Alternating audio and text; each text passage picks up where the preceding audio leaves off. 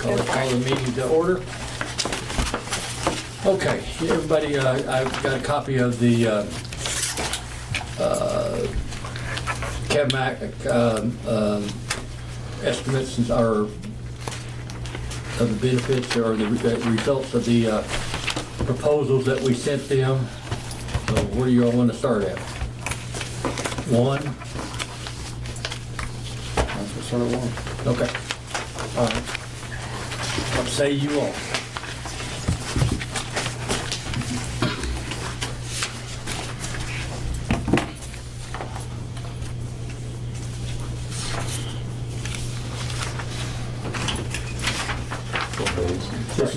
This is the disability, so.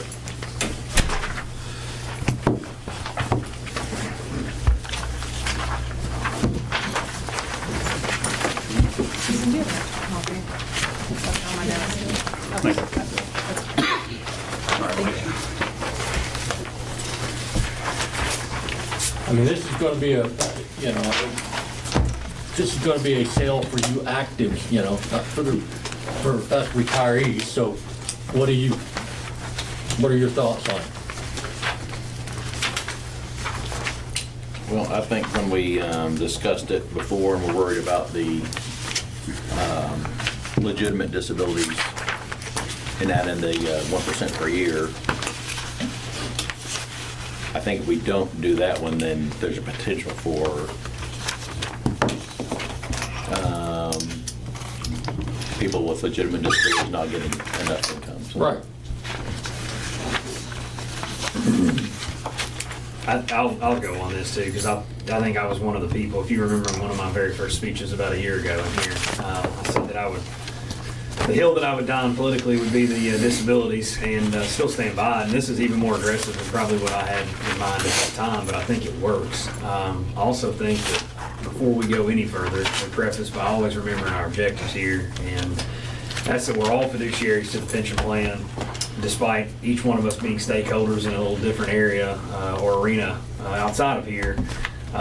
We have to first think about what's fiduciary to the board and then separate that, our membership. I've said it a million times, this is not the place for recruitment and retention. That's not necessarily our main objective. However, if we can affect that and it neutrally or positively affects the pension fund, then so be it.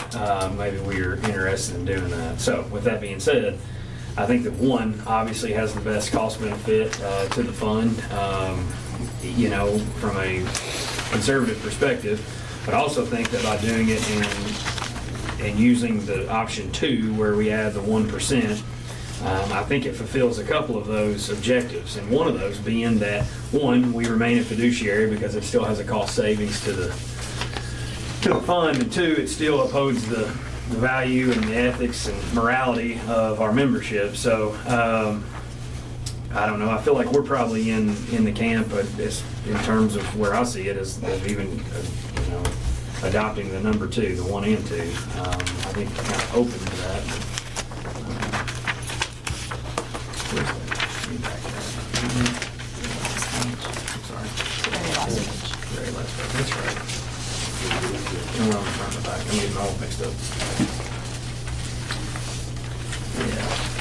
But I have a question now on, if you implement both 1 and 2, Yeah. if the individual is seriously injured, they're gonna get the 60% plus whatever the whole body impairment rating is over 60, or over 20%. And then you're gonna add 1 year of service on top of that. So you could, in theory, be, if it's a 20-year guy, you're adding 20% on top of the 60, which then you're going at 75% if you're combining the 2. Valid. I mean, I think what we did with the 20% whole body impairment rating, keeping it as what we have, it helps people that are severely injured because they're gonna have a whole body impairment rating over 60. Yeah. If you combine the 2, then you're getting into anybody that comes back and converts. Yeah. Their disability might be higher than their service retirement, in theory. I mean, if they're coming back with heart and lung Yeah. and they have 20 years of service on, then you're shooting them at 75%. Not to exceed the 75, and that's valid. I mean, Yeah. again, I think we're pretty open to it, but just off the rough numbers, I mean, not rough numbers, the actual numbers, seeing the difference between, current at 70.72, and a dial back to 70.73, it almost stayed, we'll call that neutral, for lack of a better term, and that's, I think that's where the headspace was there. I think it's up for discussion. I mean, I'd like to hear somebody else's take on it.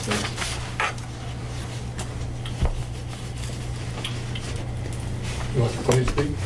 Well, to the point made by Susan, I guess we didn't really think long-term through what, how those things can be blended service versus retirement. So I think that's something that needs to be addressed.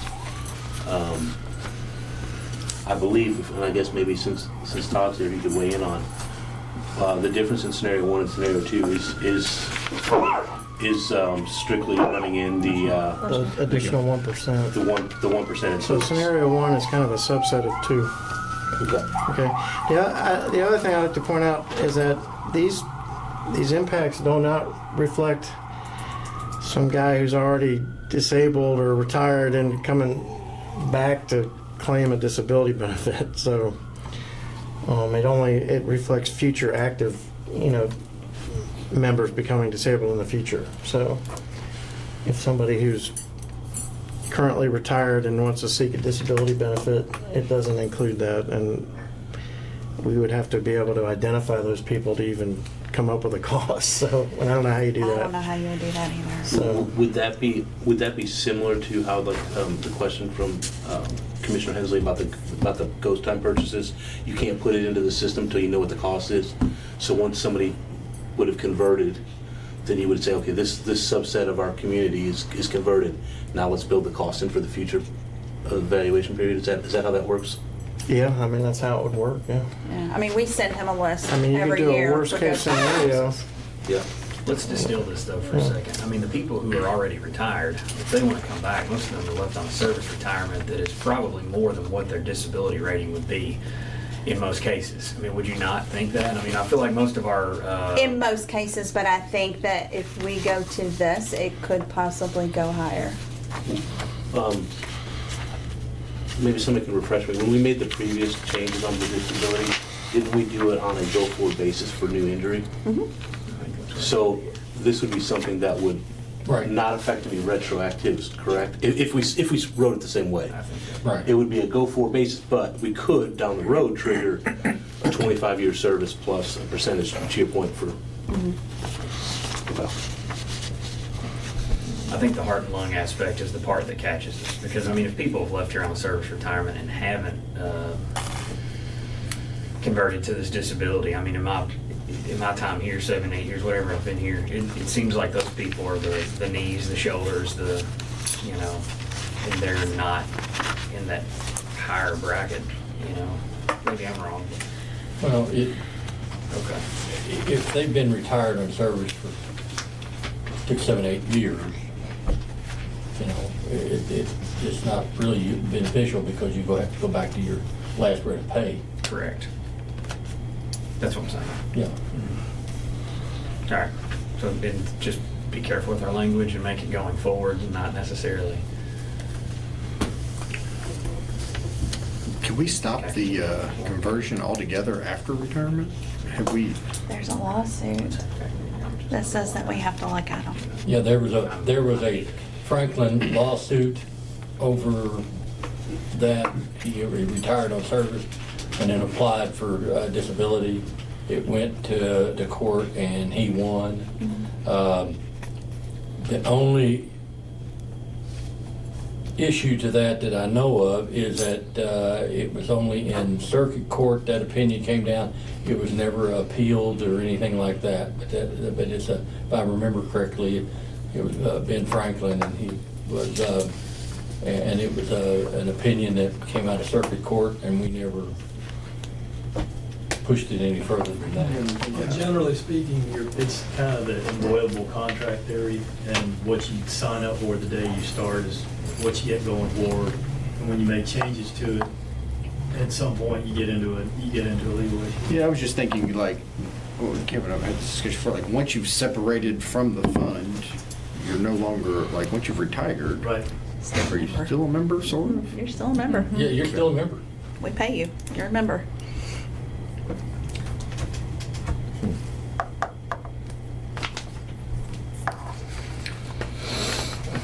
So does it seem to be the consensus of the room that the number one is the better of the two options then? I mean, I know that kind of, Is there a way to adjust to without and taking that last section into account, I guess would be the. I mean, could we just say, like, if you retire and then go back for disability, like, whatever your rate is when you retire, that's, we're not gonna increase it. That makes sense? Once your rate's set, it doesn't Yeah. change. Just to go scenario I one. mean, that way we don't have this, I don't know. I'm gonna stay out of that law. All right, Mr. Attorney. I'm not sure what you're asking, so. so basically, I mean, I'm just gonna, Put it blunt. you retire, you make $40,000 in retirement. And you file for disability, well, according to this new rule, say now you're eligible for $50,000. We would only give you the $40,000 because that's what you left at. Could we write that in there? I think when you're writing this, you have to be careful. I think you can write it however you want going forward. The issue is always going to be, I don't think, I guess what I'm losing is, it seems like you're saying this offers somebody more than what they would get now, potentially. So I don't think you have to offer it to existing people if you're only planning on offering it going forward. Does that answer your question? In other words, you don't have to open it up for that group. We have to write it a certain way, but you don't have to open it up for current retired members to also be able to take advantage of it.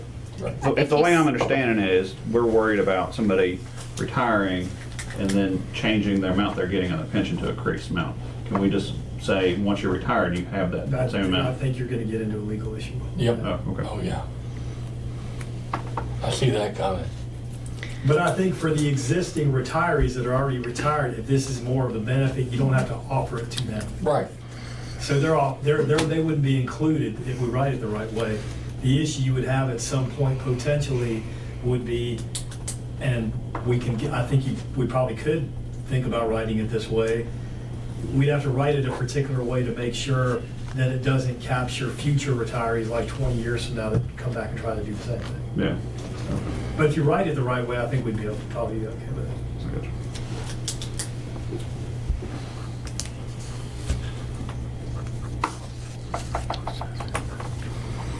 I mean, just to point out, like, number one up here is actually a benefit reduction. So if you guys are aware of that, because Yeah. right now the minimum benefit's 50%. Oh, we know. Yeah, okay. Do we know what our average rating is, someone who retires with disability? Do we know what the average is? So I actually, What the most frequent rate? that's in our letter. I have it, but I don't know if I have it with me. So we picked the 75th percentile, so it's not exactly the 50th percentile, and we do that to have some conservativeness in the cost, is 18.5%. So it's less than 18.5%. Oh, it's way less than 1800. Yeah, it's like probably 13, I think. I would say anywhere, I was but gonna say I 12 would or less than 13. 15. Yeah. Less than I think it's 15. 13. I think we've looked at it before in the past, it's like 12 or 13%. Yeah. I've used this story before, and I'll go at it again one more time. I could conceivably go back on shift my next duty day and cut off a single finger, a digit. And I would be willing to bet that that's a few percent of disability, permanently and totally occupationally disabled, which doesn't really define that, and that I could get a 50% of my last rate of pay. However, there is a man who does the exact same job as me and only has 9 fingers that he started with. So you see that there are these loopholes in there that make this up. And now, are you entitled to something because you got injured at work? I mean, yeah, if you can't do the job anymore, then yes, I think so. But I think we lose sight of that whenever people just become disgruntled or they need an out. Again, putting this very bluntly, again, Mr. Green, I've said this before. hill that I'm prepared to die on politically, so I have it 12.4. there you go. Yep. Well, I'm not for or against it. I just want to make sure you understand the numbers, that's all. So, I mean, it boils down to you active are the ones that are gonna have to sell this. I guess what my question is, you know, like you said today, if I got hurt today with the same injury as if we enacted this today, if I got hurt tomorrow, that's a 20% difference. I just want to make sure that that's actually what we're. If you're already on board, I don't think we can really change anything for you. If you're already on board. Yep, you ever have your rating. You gotta understand, Oh, I don't care about rating. back in ancient times when I started here, And this goes into everything was a straight Oh. 75%. Okay?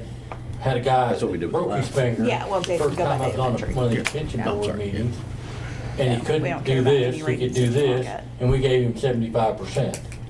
So we started, at that time, I felt, that was just ridiculous. And I had to sell it, and that's when we went to the sliding scale of 60 to 75%. And it took a sale. But it's gotta be you actives that are gonna do it. It doesn't affect me or Rock. You gotta sell it to the guys out there, and it takes a lot of work to sell that. Then in 2013, we went to the 50%. That was a sale. So, I just don't want to give up a benefit.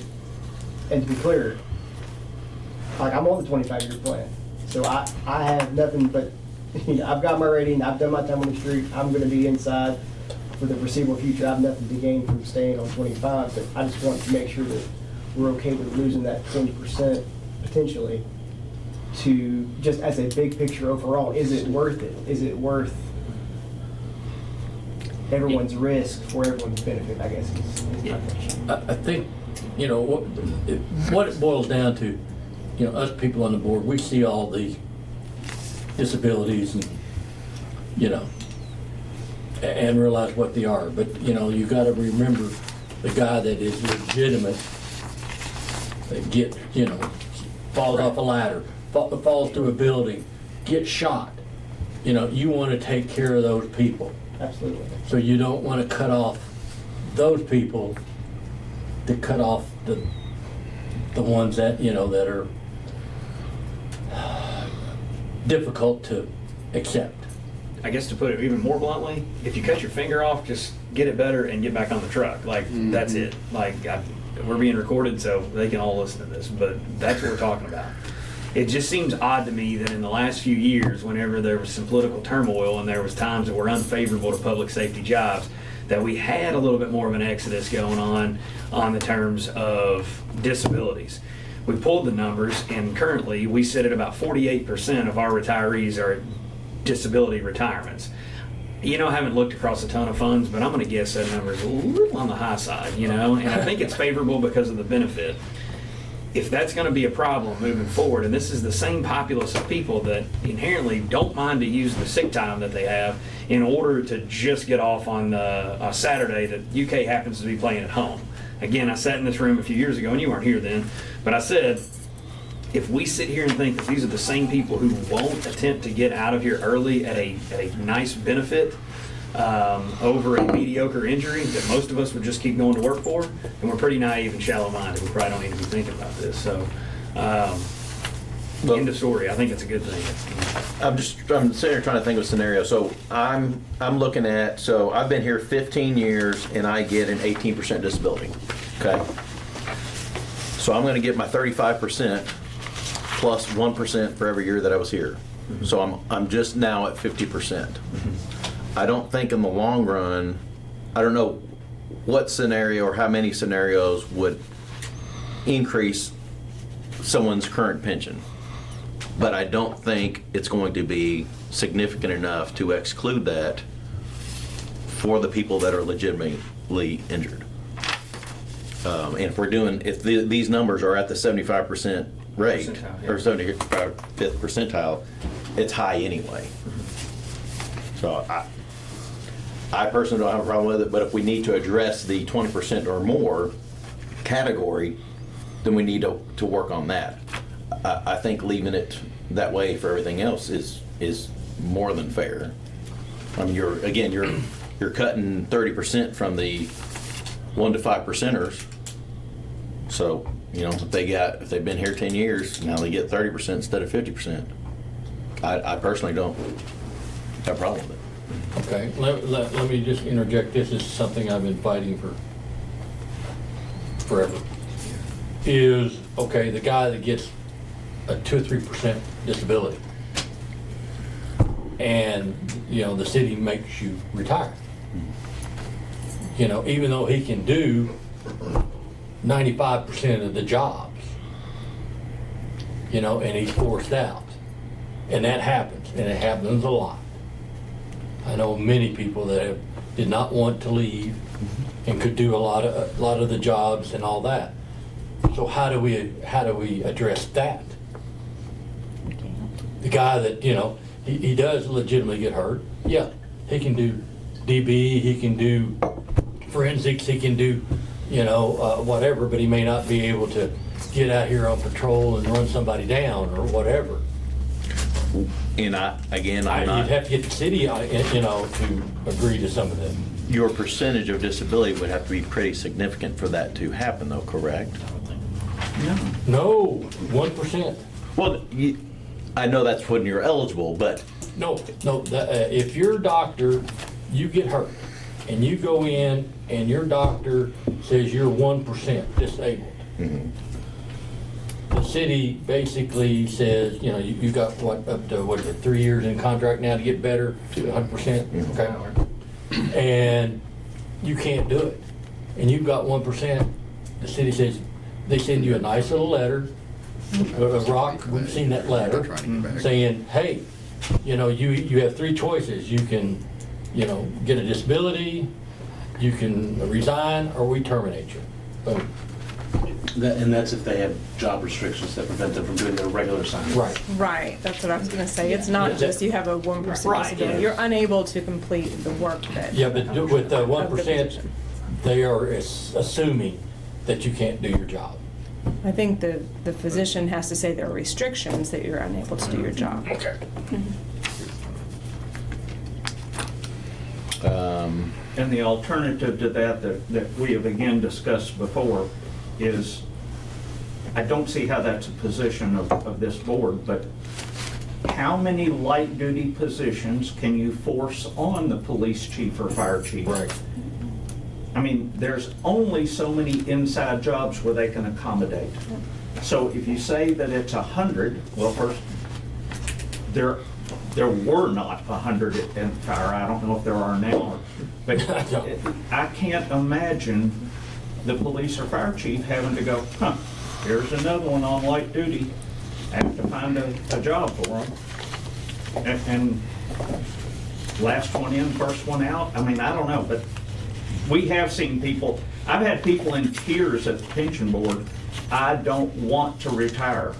It's my shoulder that's hurt, not up here. I already had an inside job, but. Mr. Green, what other pensions, you work on a lot of pensions. What is the rate of disabilities that most of them have? I know ours is very high. Well, a lot of times they have like a minimum percentage, but it's the accrued benefit with some minimum kind of tacked to it.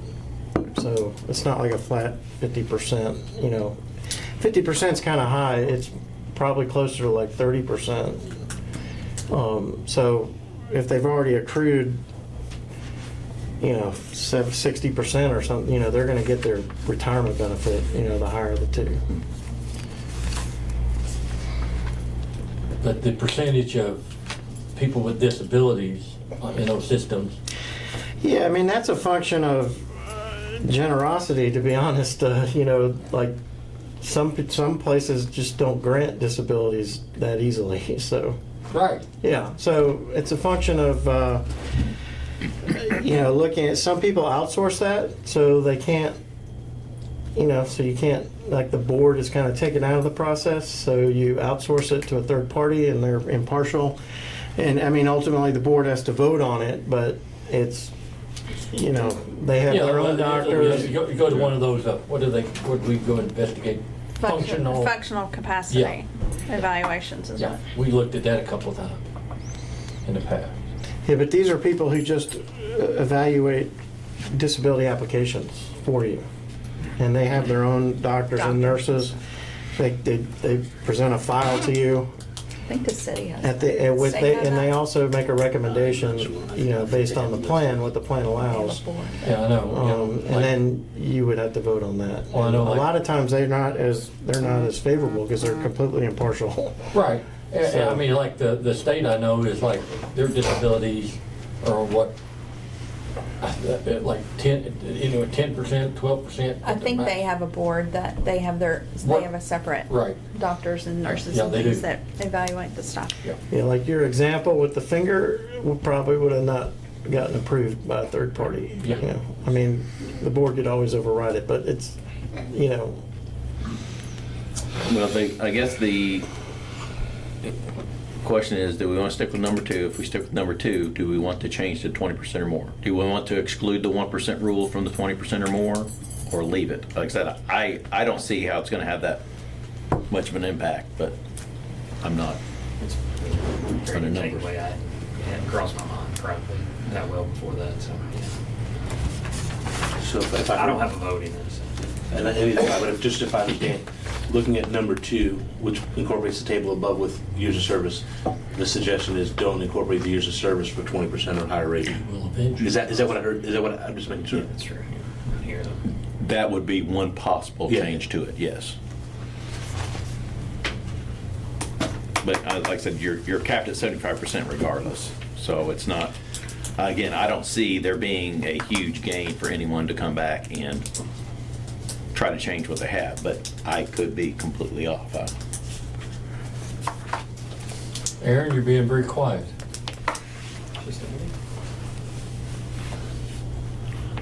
When we talk about changing the disability criteria for members, I think there's a perception when an opinion comes from the administration that may or may not be there. And I don't want to give an impression that we are not in favor of our sworn members. We are. We are. And we Yeah. want to take care of those that are, you know, hurt in the line of duty. We want to take care of their families. If something worse should happen, we want to be pro-member and recognizing that, you know, our plan is somewhat lucrative for smaller disabilities that may not prevent you from obtaining employment outside of this job is something that I personally feel like needs to be addressed. But I can't speak for the entirety of the administration when I say that. Right. Tammy, your last one, you got, what are your thoughts? Well, my thoughts were actually along the line of Aaron's. You know, I don't want to, I understand the necessity, is, you know, financially speaking. And Trey, where you were going with this, but I do think it's a fine line between that aspect and making it seem like we don't care about our sworn members. Yes, Rod. Around 2012 or so, there was a council member who would speak to any news media or Herald leader that would give them any attention, and it was referencing our pensionees. The disabilities are killing us. We're going to be bankrupt. So the 2013 changes were put in. We did nothing about disabilities, but by God, we took care of those couples. So we've been able to afford the disabilities, and as I've described before, sometimes you just have to hold your nose and vote yes. I'm not in favor of it. I see exactly what you're talking about, Trey, but I don't know that we can instill values in anybody similar to what we would like. They're still going to call in sick. The sick check, to me, seems to be no longer the benefit / reward for not using your sick time. But I have always been concerned when we start talking about disabilities that we're going to negatively affect somebody who really needs it. Absolutely. And that's what concerns me. Absolutely. Right. Yes. I'm even a step further. I'm at scenario 1 without giving them the years of service credit. I think we have to make a change. And I fully agree that there's probably going to be a couple people along the line that we miss. But I think it's worth doing for the benefit of the whole. Okay. That's where I'm at. And are we doing this as we have done in the previous changes? It's as date of injury? Yeah, Okay. absolutely. So if you already have a documented injury, you're at whatever tier When that injury occurred. injury occurred. Okay, so tier. these would only affect the people that got injured hypothetically in 2024? Right. Okay, just want to make that's clear. And one more thing Yeah. to complicate this just a skosh further. Thank you, As Jay. you may know, more fire department probably than police, is that in the last few years we've adopted, as a line of duty death's been recognized in the state, includes 13 different cancers that we know our job is inherently more likely to develop than really any other occupation that I know of. We think, on the fire department's perspective, probably, Chief Swiderski, that we would probably be inclined to include those in our disabilities. I don't know that number is going to skew us by a lot, but it goes back to Rock's credit now. Throw you a bone here, Rock. Is that those people are the people most likely to see a disability, but not really see the disability, if you will, versus the gentleman who cuts off his finger with an axe or something. So I think it's our position to see if that would be, if there would be a willingness to include those into these disabilities as well. So along with the heart and lung cancer? Yes. And it would obviously include the police department as well. I mean, it's across the board. Yeah. But I apologize for coming in late. However, is there a dollar amount that we're going to save someplace by? Thank you. Look on the very back. This one? Yes. That's just for, Oh, you have to do the math, depending on which one you pick. $21 million, and this is 200,000. So if you add the years of service, 1% per year, it's a 200,000 reduction in the liability, which is not doing that. It's $1 million. It was more than that number. What were the numbers? 21 million versus 200,000. So scenario 1's 20, Scenario 1's 20,900,000 by his number. and what was scenario 2? 200,000.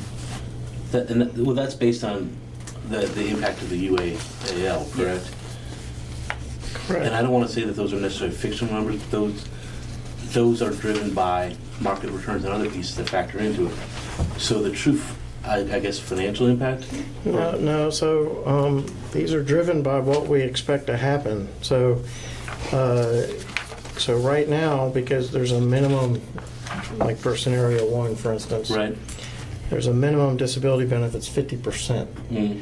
So by now, that's getting reduced to 35%. Because we're saying that, the average disability rating is going to be 18.5, so it's going to be just under that 20. I guess I So 1 is a benefit reduction, essentially. Yep. From a funding standpoint. Now, in reality, if this gets passed and everybody comes in now with 20 ratings, these numbers are going to be off. But scenario 2 is the same as scenario 1, but now it's adding back that 1% for year service up to 75%. So, and that's kind of very similar to what the plan already has in place with that minimum. I guess how I should have said it is not that they're fictional numbers, but based upon performance going in the future, how we smooth in gains or losses further will ultimately impact how these are realized. Because that'll get calculated out, and then the rates will get changed, correct? Based on performance on this closed year, 20-year amortization that we have left. So it's not gonna be strictly, if we, say we just adopted scenario one, it's not gonna be $21 million into the bank of the LFECG forever. It's going to be a potential, if all other assumptions are made, and this is 100% on, 21 million, correct? But if we're off slightly in our, either on the 5-year experience study, when we tweak the assumptions again, that'll tweak the UAL number again. So that 21 million may be higher, may be lower, based on the experience. Yeah, so, all right, so if you're 100% funded, both of these scenarios are are reducing the normal rate. Correct. So from an accrual rate cost, they're actually lower. It's but the way that the actuarial cost method works and things like that, scenario 2 is coming out to about it's 2% less in funding, 2% of pay, roughly. Yes, sir. Yeah, and then the first one is 6.4% of pay. So less. 2% of pay, I think it was like 98 million. Yeah, so. Was in the budget, I think, for pensionable pay. Yeah, so that's about $2 million. So the savings realized is 2 million-ish, and then you put it into the machine again and say, were we right, wrong, or indifferent on our experiences, and it may tweak the UAL number. So I just don't want people to get thought of that it's immediately a $21 million savings, because it's not. It's a savings projected that will vary over time based on how we fund this thing out. Yeah, I mean, it's driven right now by the fact that we expect lower disability payments to be paid out. Now, that's based on the last 80 disabilities that happened. So now, if those disability ratings come in and they're higher than what we anticipate, well, it's not a $20 million savings. Correct. You know? That's the point I was trying to make. It's not a strict, this is what it's going to be guaranteed. Yeah, Right? it's going to evolve over time as actual experience Correct. kind of unfolds. Ideally, it would be lower anyway, because we're using the 75th percentile for disabilities as opposed to 50th percentile. Yeah, I mean, the real only savings you could put on the book would be the budgetary savings and the change in employer costs for that year. And then you would have to tweak it again. The way that I understand it, if we looked at the savings. Now, if everything marches out. Yeah, like if you had a huge asset loss would offset these savings, I mean, that's, yeah. Yeah. But that's, I mean, you gotta look at those separate though, I think. Sure. That's a separate item. So, just so I understand, or make sure I understand correctly. Scenario 1 is going to save us about 20 million. It's, in contribution, I'll tell you. Yeah. Ballpark. It's about 6 million. So it's actually, It's in actual dollar contribution to the plan, it'd be about $6.5 million. per year. Yes. Okay. For that year, right? Because the next. it'll change Yeah, again. That's I realize it's going to change every year. Yeah, but like, yeah. But I mean, I need to put a number to it to understand it in my head. You should see a drop in required contribution by about $6.5 million. Okay, Now, what about scenario 2? that's about $2 million. 2 million? Okay. Yeah, just under $2 million.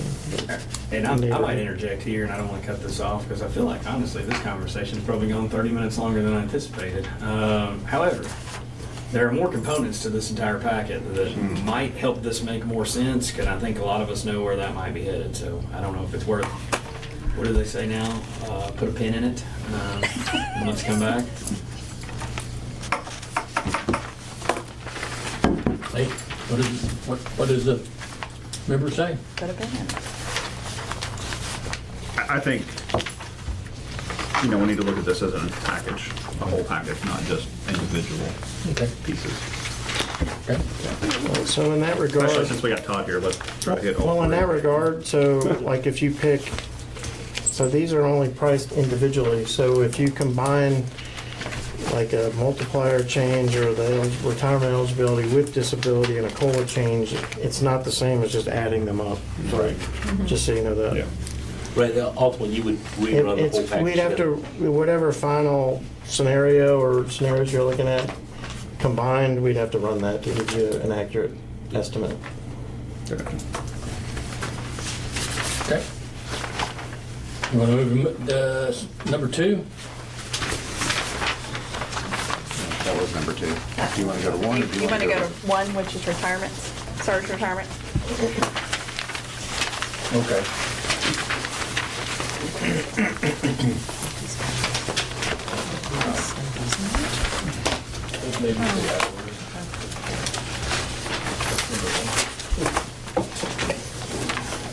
Stuff staple. There you've got 5 scenarios. Yeah, and I'm on scenario 2. That's kind of where I'm lying with scenario 1 and the disability. Just throwing it out there. It's quick and easy. Yeah, Throwing it out there. And then just to even take it a step further, and then that leaves a little bit in the positive sense in my mind to look at COLAs to give a range adjustment. Whatever scenario that was. 2, I think. And that's, in my defense, that's kind of where I've been since the very beginning. So.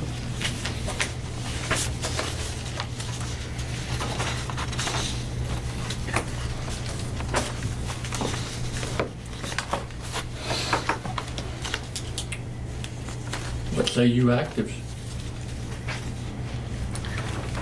2 was really the only one that I have considered, but that's, in looking at the total package, that was, 2 was where I was, but that's. So, I'm sorry, you want to go ahead? No, so ultimately, getting the years of service down to 20 is the goal, back to 20, so. And that's driven by a retention, a recruitment aspect, to try to get more people in to offer the Yeah. 20 year. And retention. I mean, it's.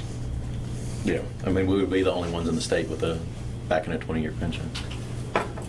So one of the things that we kicked around on our from the fire aspect is, what does that do to the workforce where you're short from the years 33 to 38, right? 2033 to 2038, if people are able to go that we don't expect to currently go. So does it make sense to look at a possibility, and that's why I suggested looking at what scenario 5 would look like, to have an increased multiplier. The idea being, if we thought that a 20-year offering would bring people in the front door, does some type of enhanced multiplier option encourage them to stay longer, still allowing them to look at the plan and see if it makes sense for them. So one of the ideas we've been kicking around is sort of this blended option that would allow somebody to leave earlier if they so chose, but they could crank the numbers out. So what does an additional 5 years of service do for me? And for example, if we were to just say 20 and 45, or with the lower multiplier of 2 1/4, that's 45%, right? Versus 25 at 2.5, that's 62.5%. Does that additional, the 17.5% drive a person to stay longer, so that we're not in a position where all of a sudden we have 50, 60, whatever it looks like, plan participants separate in this interim period where, we're not exactly swimming in people, and we know that you all are worse. So is there a way to balance a carrot stick option to get people in the door, but also to encourage them to stay? So, does that, the 2.5 applies to every year that you've worked, or anything beyond the 20? In my view, it would be viewed for retroactive to the beginning. That's my thought. Yes. The way it was discussed originally. Yeah. Now, we haven't obviously, we haven't priced that option individually, just like Todd said, you can't say that if, half the people do 2 and half to do 5, well, then you'll see the scoring in the middle. That's not the way it works. It's got to be pieced together, and the reality is, it'll be pieced together, and then 5 years down the road, the experience, really to be 2033 and beyond, that experience of whether people stay or not will then drive changes in the rates. We're also leaving the age of 50 though, as opposed to, because you probably have to be 18 to join, or 21. 19. Thank you. 1935. So if you do your 25 years, you still can't draw your pension. So lowering that age makes you eligible to get your pension sooner. And then there's the future exploration of drop, but I don't know if you said at 25 that you would be able to move. If that's the end goal, I think that you have to have a 20 to offer the additional years in the drop. Just that's what would keep them, as opposed to saying do 5 more years and increase your percentage. I think in the numbers that we were talking about, you would drop after you reach full retirement, which would be the higher multiplier. Again, carrot and stick option of, yeah, you could leave this early. What's the impact? Because if we just look at, and I know you can't parse these things out, the more expensive option is to do 45 and 20, right? Whether we look at the UAL numbers or if we look at the percent of payroll required, scenario 2 is more expensive than scenario 5. And part of that is driven by the assumptions of when somebody could leave at 50 and draw versus leaving at 45 and draw. So if we're trying to balance the cost and also the expectation of the benefit package available to the member, right? That's the combination of what we're trying to do, is to keep the plan solvent from the trustee and the fiduciary aspect, but also have a workforce that will be paying into and supporting, the retirees and things, right?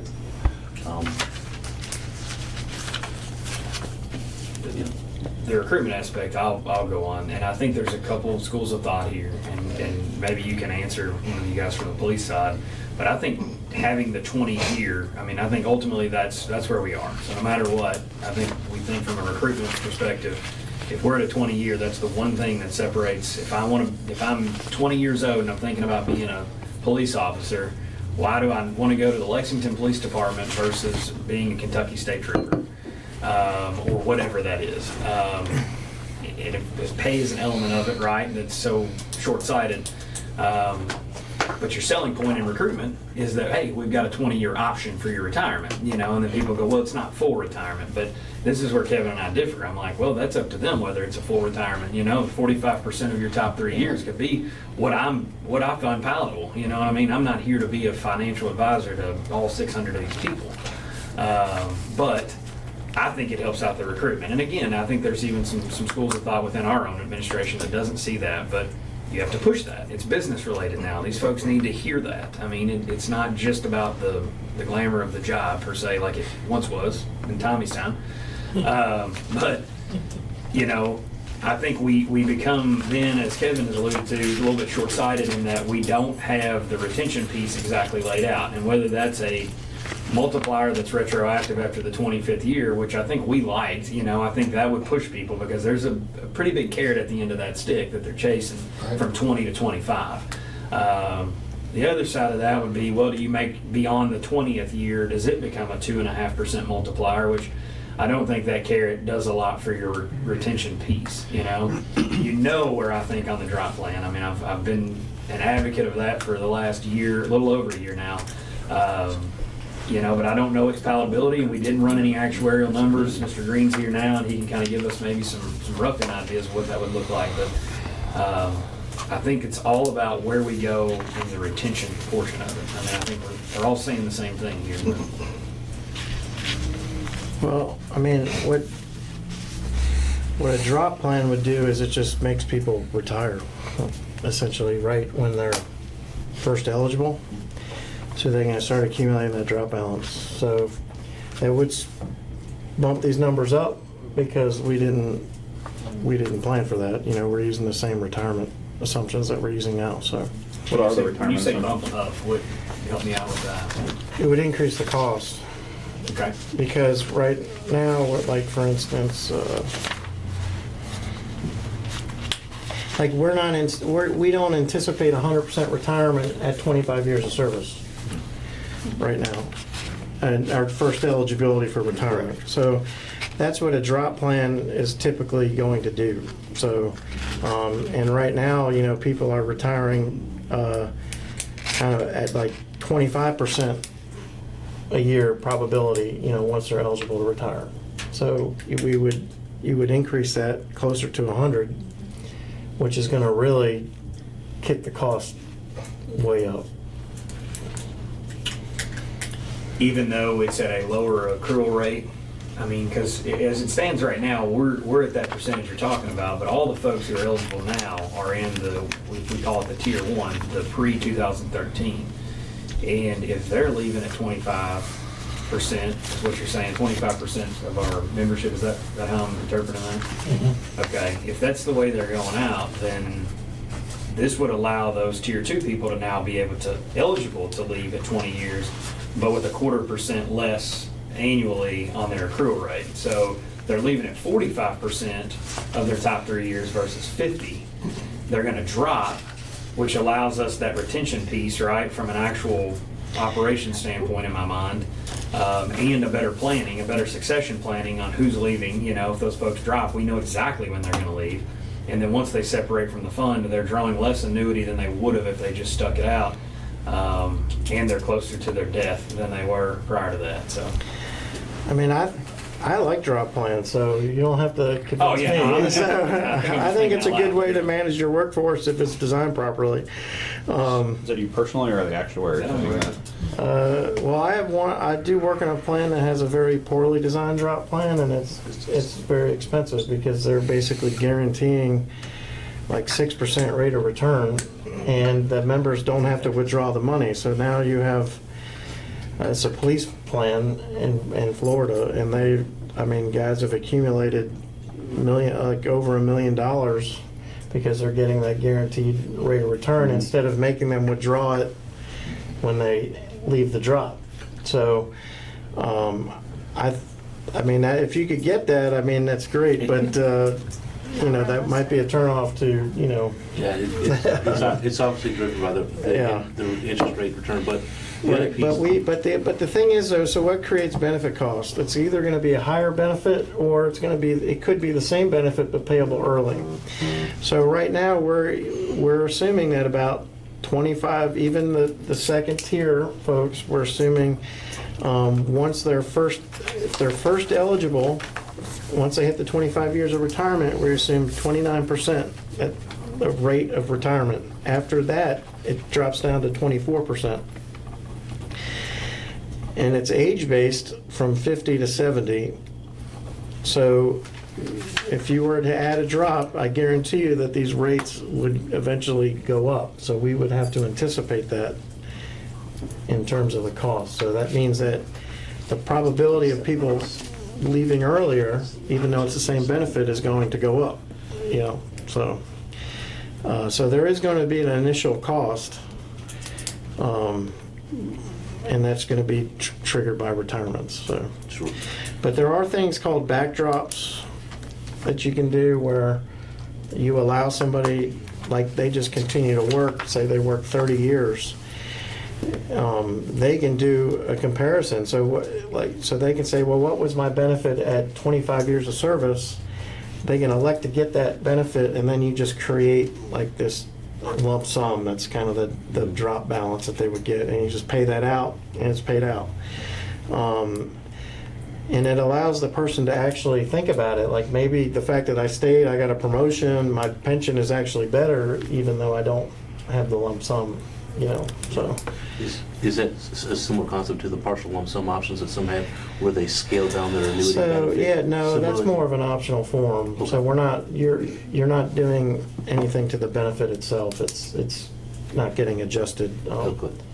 And I guess one thing, and this isn't so much for the trustee aspect, but one thing that if somebody is in the drop and continuing to work, you're not paying retiree health insurance on that person and new hire health insurance, right?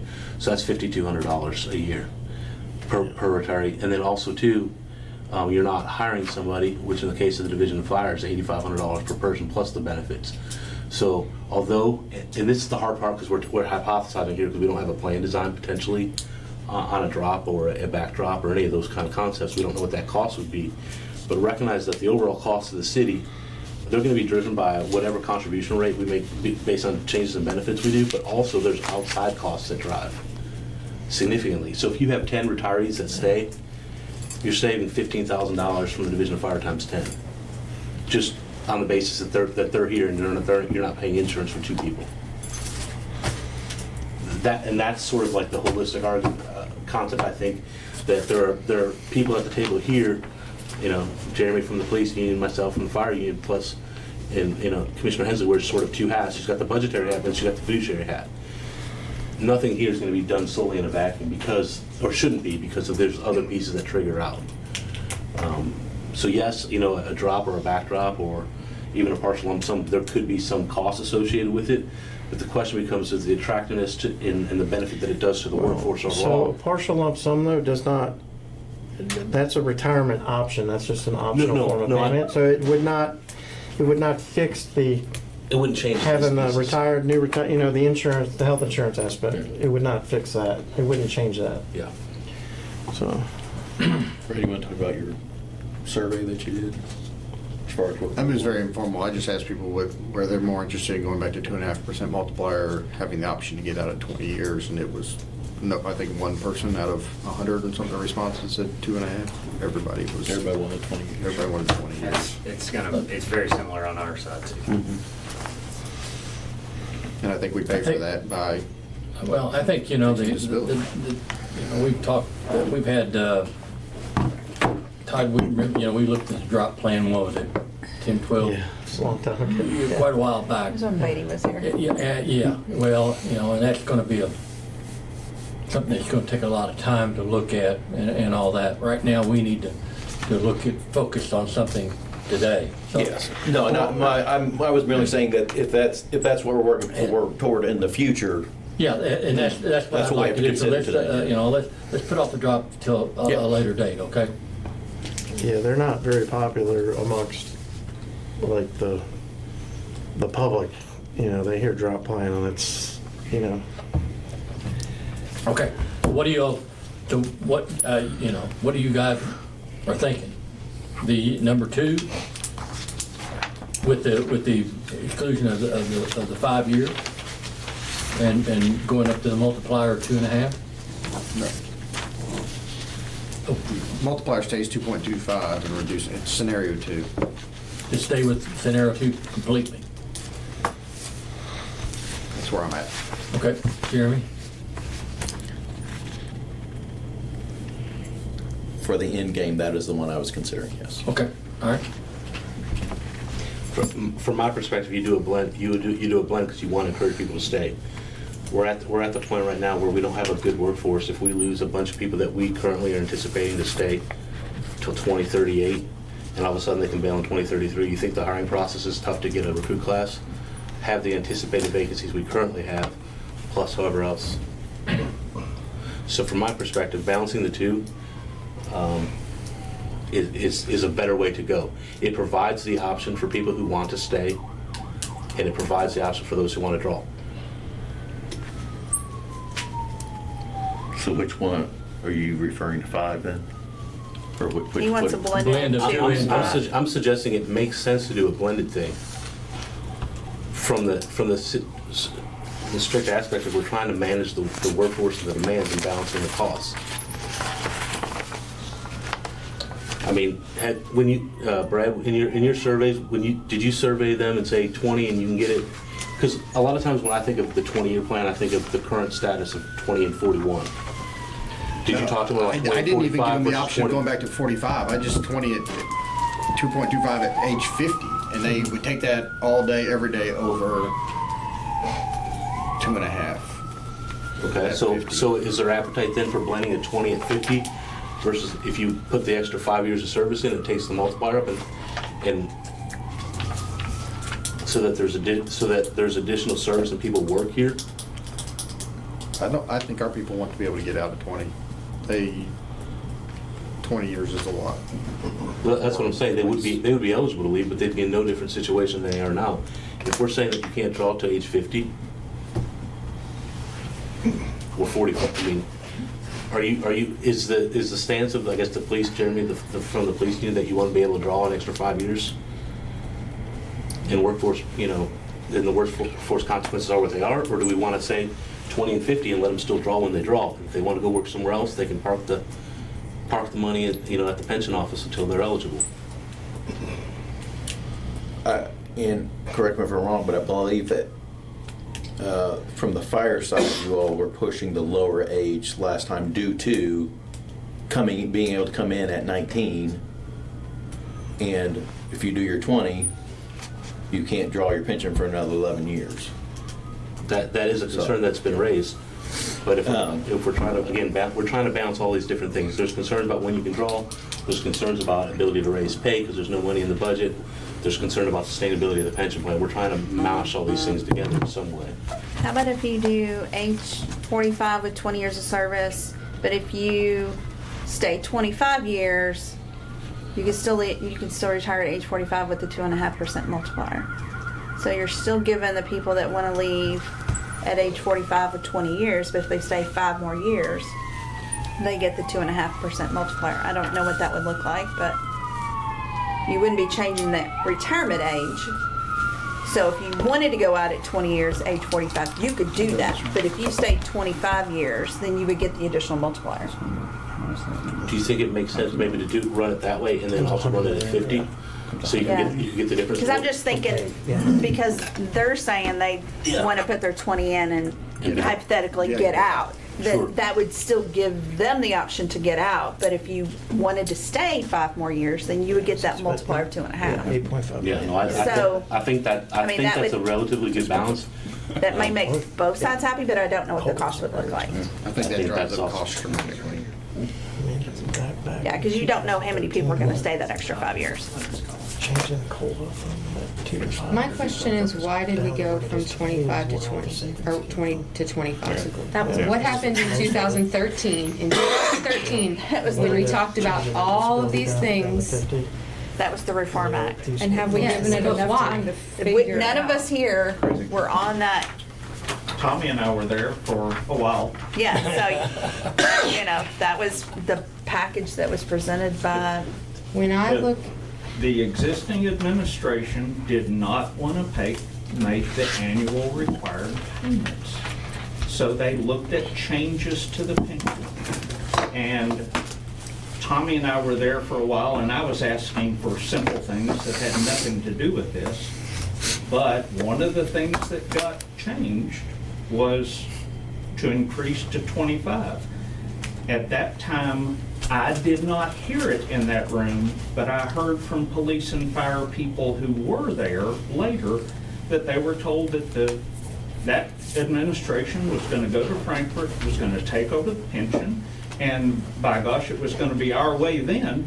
And so they voted to agree to the changes. If I might, I think too, the dynamic of, in the culture of what we're in now is that before, I think our pay was, fairly handsome in the scheme of fire and police, mixed with the benefit of the 20 years. So they thought, well, we can, it's probably palatable if we go to a 25 year, which puts us in the same arena as everyone else in this area or region of the world. Well, now these other folks have recognized that it's extremely difficult to recruit police and firefighters.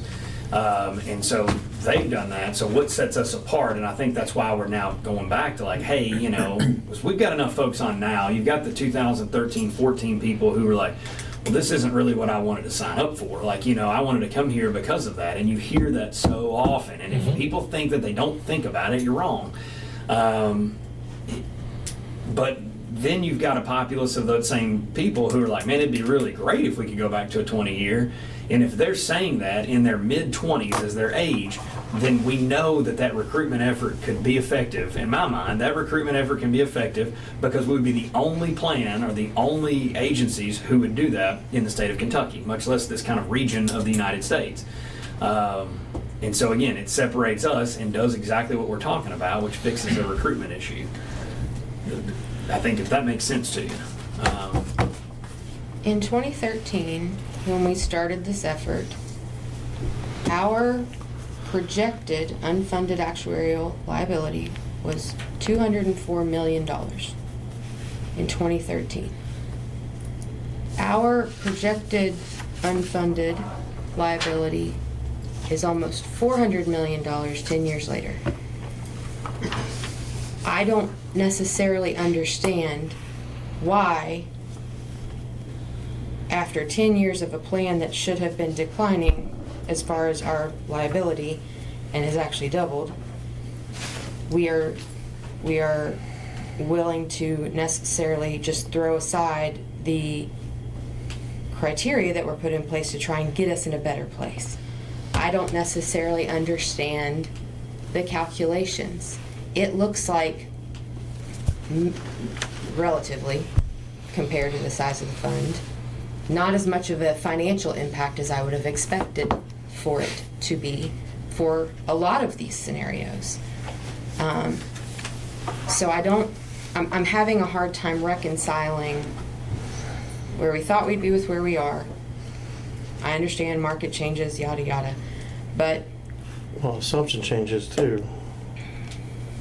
And if you don't make payments, The it big changes too. driver, the assumption changes for the big From 2013 driver. we did, and it was based on this plan. If I may add also, Mr. Green, well, first of all, Jeremy, what is your all shortage right now, workforce, and your authorized strength versus what you actually have?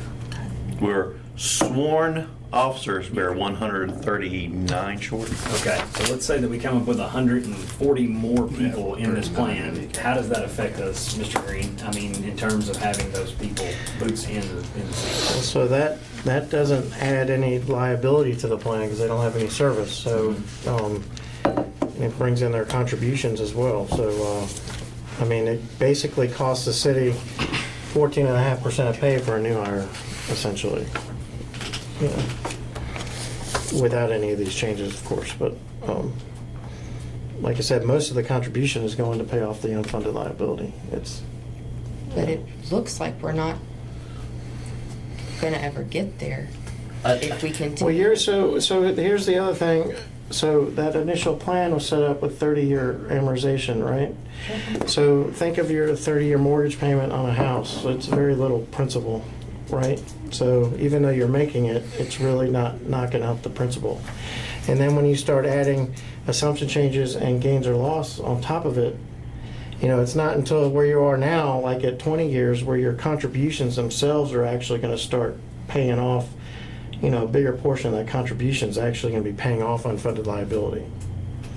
So when you start out at 30, even though you're making payments, and then you add some asset losses and assumption changes on top of it, even though you're making contributions, it's paying off very little principal.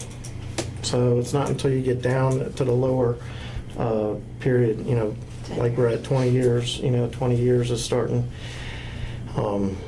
You know, that's why they tell you to get a 15-year mortgage, because you actually, in 7 years, you pay off almost half of that mortgage. Whereas a 30-year mortgage, you're paying for 15 years and you've hardly taken a dent out of it.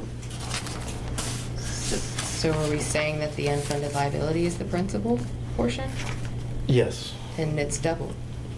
Well, ma'am, if It's I may- double because we've had assumption changes that have increased it, plus asset losses. I mean, I hear you, but Well, if I could too, I think the number you have is after the changes in House Bill 430. And House Bill 430 reduced the unfunded liabilities by $145 million with those changes. So it was actually, and again, obviously we're closer if you say that. We were about 300-ish, 320 million prior to the change in 2013 with the House.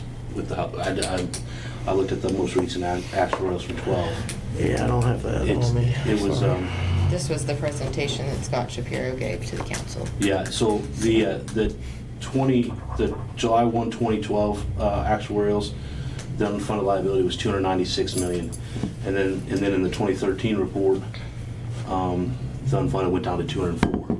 And the assumption of House Bill 430 was that it would reduce the unfunded liabilities by making the changes by 140 million. So. And part of that was the 20 to 25? Yes, ma'am. And part of it was increasing the members' contribution from 11 to 12?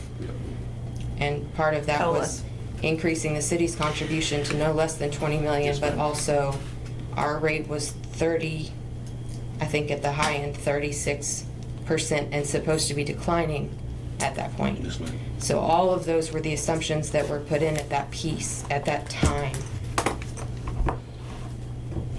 And I just want, just want to recognize that, yeah, we're down members. if I'm understanding this correctly, our average annualized compensation from 22 to 23 for the members that we have has gone from $76,079 to $84,614. An increase of $8,500 per member. Whereas our retirees have gone up by 38, but their benefit has only gone up $926 on average. So we are extraordinarily outpacing in dollars while we don't have bodies, trying to change that balance.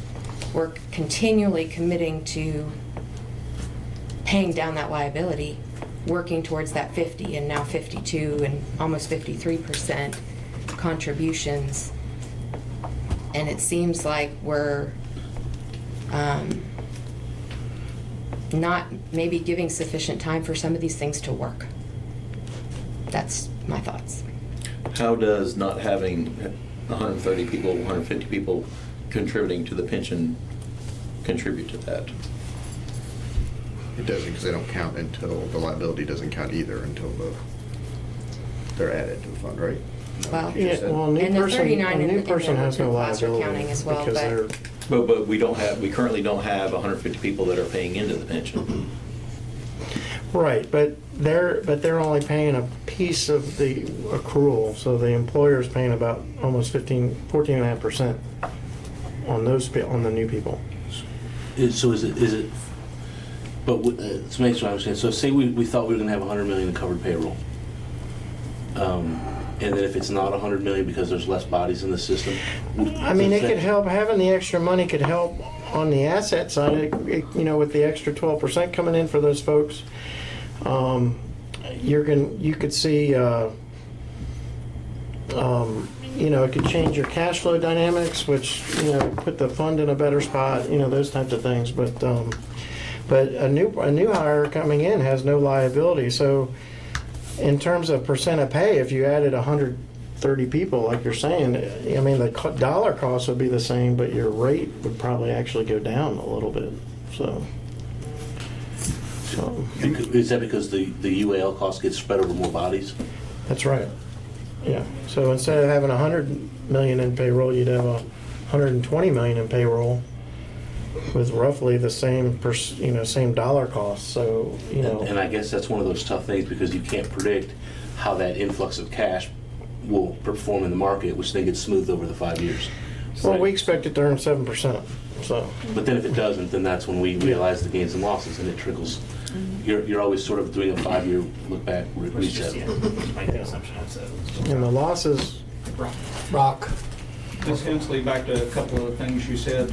In those 2012 meetings, there was not an actuary there, nor was, in my opinion, one consulted. This was not a grand budgetary plan to fix this, and Mr. Shapiro was in there. Yes. This was, let's try cutting this, let's try cutting that. And for instance, and you've heard me say this before, this 85% threshold to go back to 2 to 5, which cannot be reached, they threw that out as a bone. Nobody ever consulted an actuary to say, oh, well, that can't be done until you're at 103% funded. And additionally, one of the things you talked about were the changes that were supposed to make a positive influence.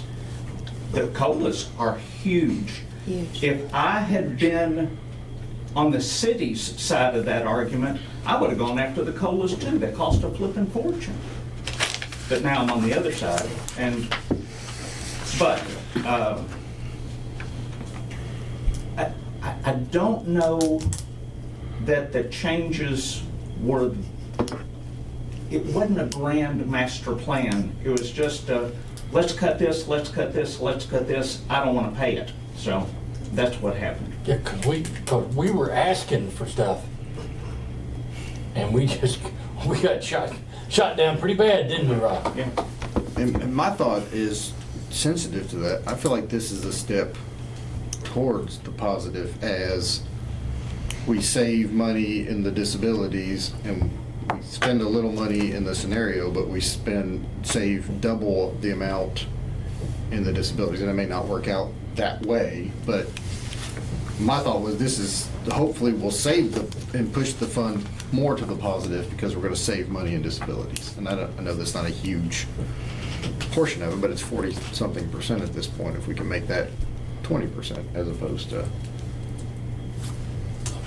Okay, I think, we've discussed this a whole lot, so. We still have the COLAs to discuss. I know. So 6 minutes. Yeah. I was told 11:30, sorry. So if they leave, we can't make any motions, because we won't have a quorum. Well, do we want? And do each one Todd of won't the- be back, Huh? and Todd won't be back. Right.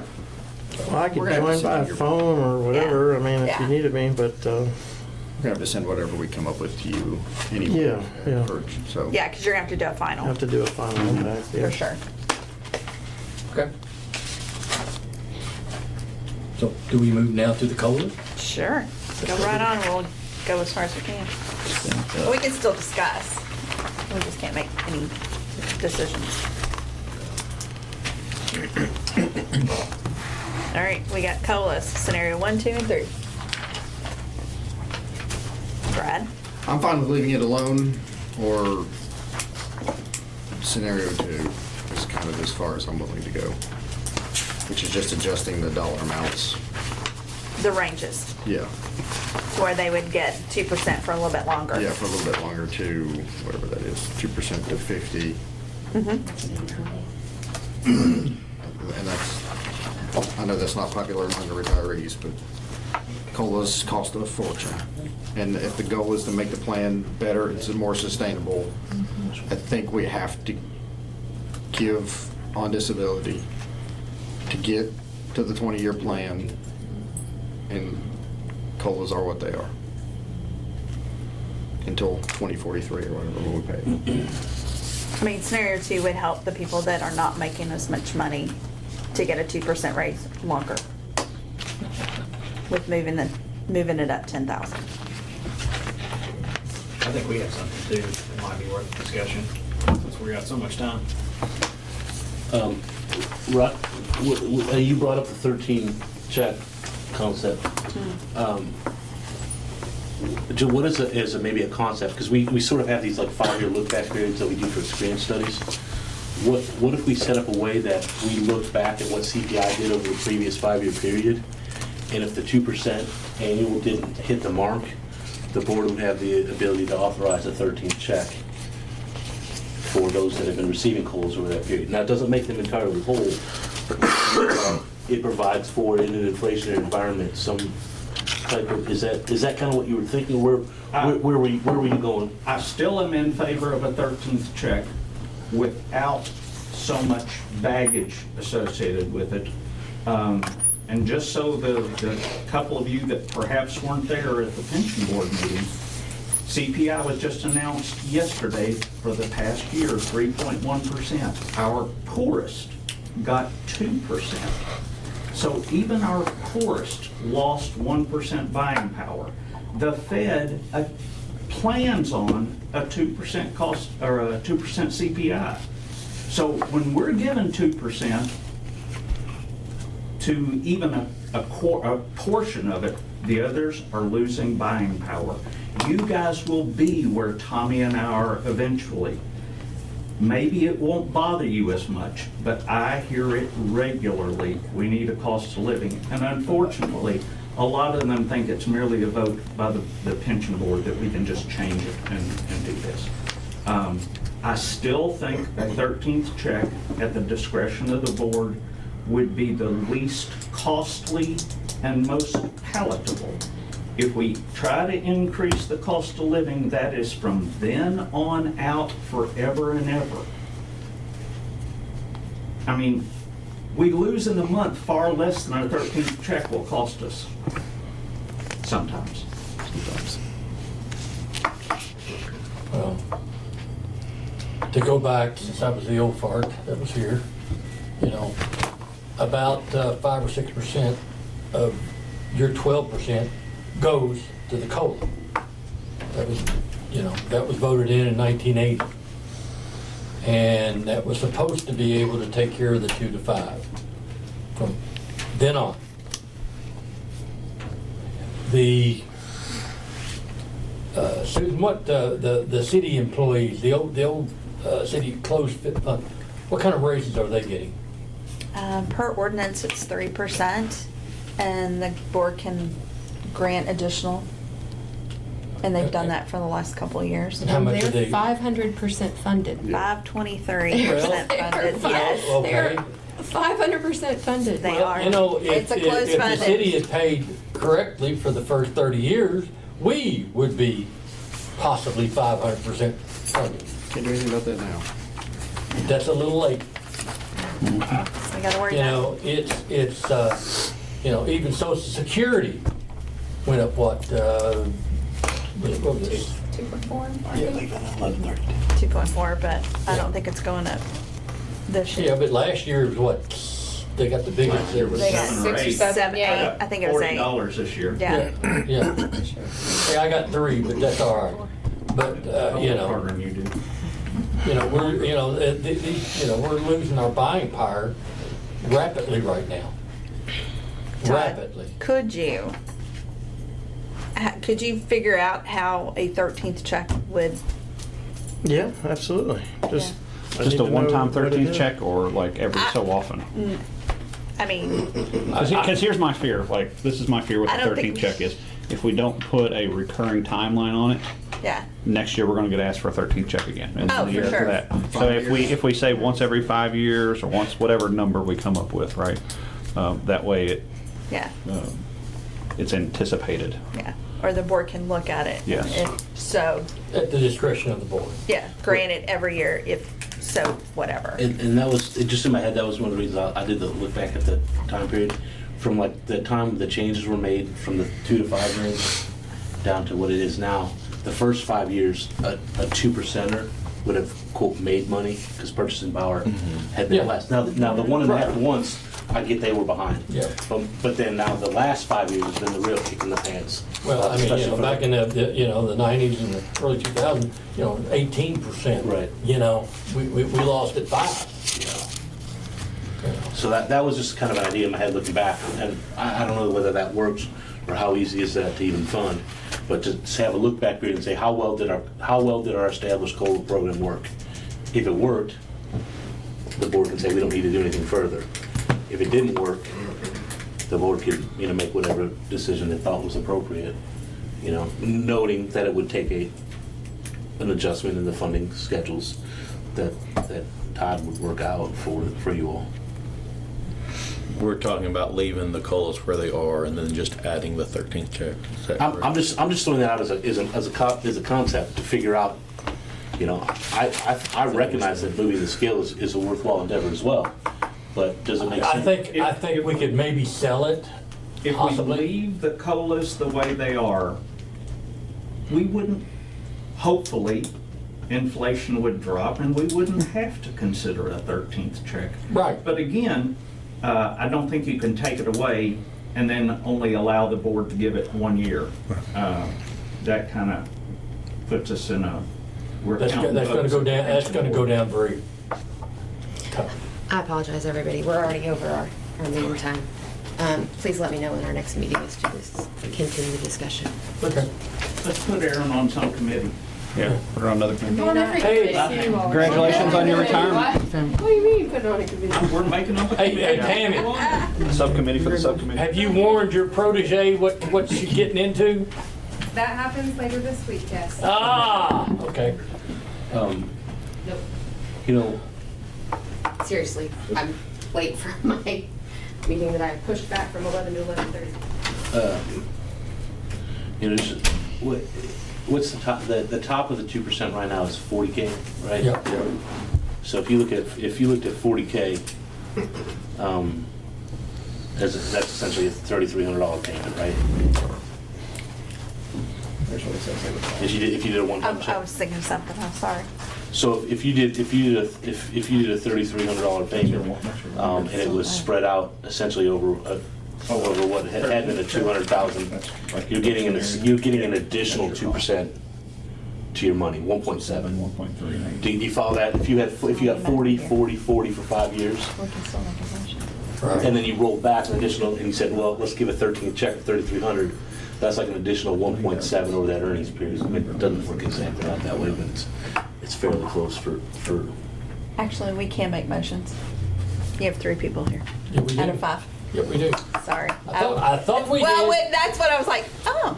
I was starting counting, I'm like, so we still can. Absolutely. We can. Did you see me give you that funny Well, look? I didn't look, I just was, Because yeah. there's 5 on this, and Yeah, there's there's 3 of us 5 still now, left. there's 5 now, so yeah, if we didn't add Tammy, that would have Then we been an wouldn't have issue. been able to. Yeah. And the mayor saw fit to put her on here.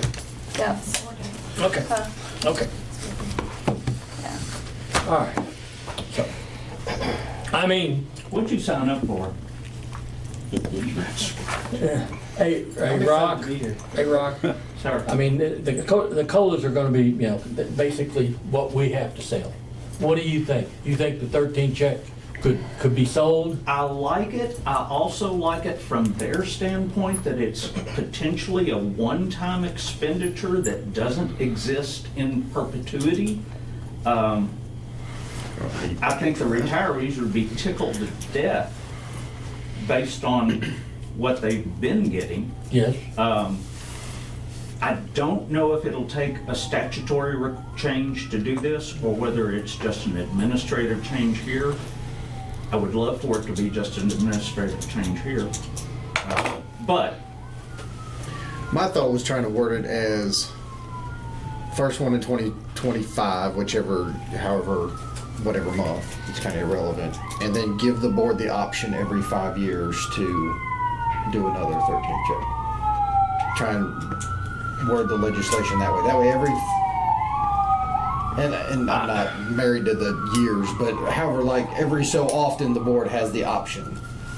Once every 5 years, no, that's not yeah, gonna. that's a bit. Because here's the I problem. can If see. you come on this year, you're gonna get asked Don't get again. me wrong, I Yeah, can I'd make it see if, Yeah. give the board the discretion each year to do a 13 check. Because when with the 1.5% that we've had 3 or 4 years ago, we could, we could sell that. Hey, it's not, but when it's up, when the CPI is up 9%, Yeah. or 5 or 6% or 18%, that's when, these people need it. And you've got to understand that, most of the people, student money, we figure out the average pension is like 50,000. 52, 3, something like that. Something like that. Yeah. 3, 4. So, I don't think the city can afford to do it every year. No. I mean, that's, and I'm not That's an saying. option, just I- give I it. yeah, just don't know that's right now. $6-7 million. And that's right now. Yeah. So if the language were written that in addition to the current COLA language, the board has the authority to do a 13th check, could it then be, I'm going to call them administrative regs, I don't know if that's exactly what you all call them here, but the board policies, to your point, then the board would have the ability on an annual basis to say, how has our 2% been performing relative to the last year? Does it make Right. sense to issue it? And we would have to vote on it. It would have to be in the rules and regs. What's the monthly payout? Trace committee. Get to work, son. Yeah, and it would be up to the board to make the decision.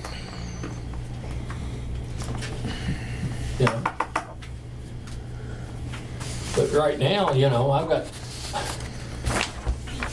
I shouldn't even be saying it, I've got older people calling me because they don't know whether they gotta buy groceries or they gotta buy their meds.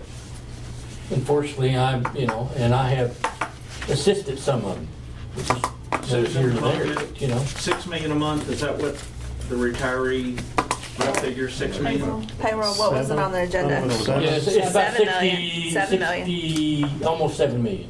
It was, I think it was 7 million A year is what we're looking at for now. That was this month.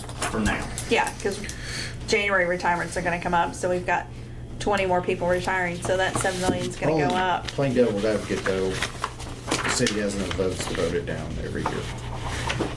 Just devil's advocate though, if we do that.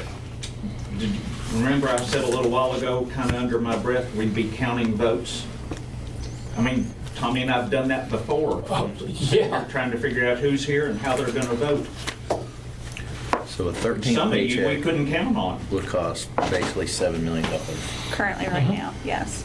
But increasing everybody by 0.5% is 75 million. Goes from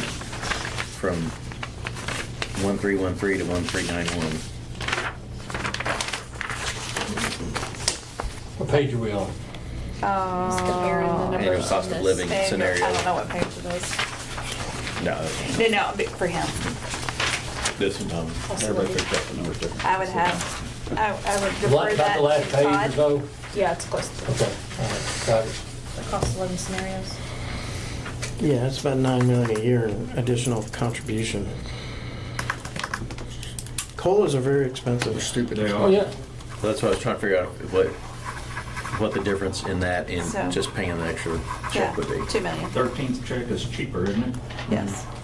Much. And it's one time, not doesn't count next year. Yeah. Yeah, it doesn't get compounded on, it's just like a What you free, said. yeah, just a free. If the smart guys. Todd, what, all these pinch systems that you work for, what's the average for the employee contribution? You're pretty high, so most plans that are not covered by Social Security, Which is like us. yeah, so you're looking like 6 to 8%. Not for public safety, it's a little bit higher typically. And we're doing Because 12. they can retire earlier, yeah. So So you're we're one of the high end. highest. You're on the very high end, yeah. Like Yeah. the highest. I couldn't say that for sure, but it feels like it's the highest, yeah. So, to me, that's, it's almost like being self-employed because you're paying both FICA, you're paying the entire FICA tax, like, Yeah. basically. And, you still have to pay in the Medicare though, Yep. on top of the 12, so. That's probably why a lot of people want to get out of here after 20 years because they're going to save 12% on their salary. Like, Absolutely. Well, it's Add another it's down. 12%. The first 32,000 state, you don't have to pay any state tax on. And you don't have to pay 2.25% payroll tax. And it also puts you in a lower tax bracket. I know. The biggest raise I ever got was the day I retired. Yeah, so You know, your I mean, contributions are high, but the gross went down, but the net went up significantly. yeah, no, your contributions are high. To say they're the highest, I couldn't say that accurately, but it's the highest that I I haven't work been on. able to find one, but I just want, you're the expert. It's the you know. highest that I work on, so, We are the highest that you want. yeah. Raise it. All right, so where do we stand? 13th check. What do you want to do, guys? We got meetings. I think you have to put a package together and get the numbers on that and run with that. But we have to give him which scenarios we are willing to look at for him to do a whole package. So do we want to, So- if we're considering the 13th check, do we want to scrap everything for the cost of living Right. on here? We want to send a package today. Well, it's whatever you all want, but if you If want we him. don't do this today, this is not going to happen. It's not gonna happen this legislative session. Yeah, forget it, this legislature. So, basically, I think we need to start at one, what scenario we want to send, number two, what we want to send, and number three, what we want to send. And then I have one other thing I want to bring up All right, on the agenda, but, all right, so what are we doing on occupational disabilities? okay, let's just start at the retirement. Are we gonna look at number two, 45, 20 years in the multiplier, and then add the 5 years with the multiplier 2.5 now? And I'm directing this to the members of the committee, okay? What do you want to do? Am I on this? No. No. Yay. Brad, Matt, Tommy, Aaron, and Tammy. Yeah. Those two. So Brad, what do you think? I think just scenario 2 as it's written is kind of where I'm at. Okay. I think changing to 2.5 after 5 more is just too aggressive. The city's going to balk at us. Okay, what do you think? Of these two, I like scenario 2. Well, wait a minute. Oh, You're not on the right page. Oh, I'm sorry. We're on the retirement one. We're on retirements, Oh, I'm sorry. On the very first page, the 1 through 5. age 45, 20 years, with a multiplier of 2.25.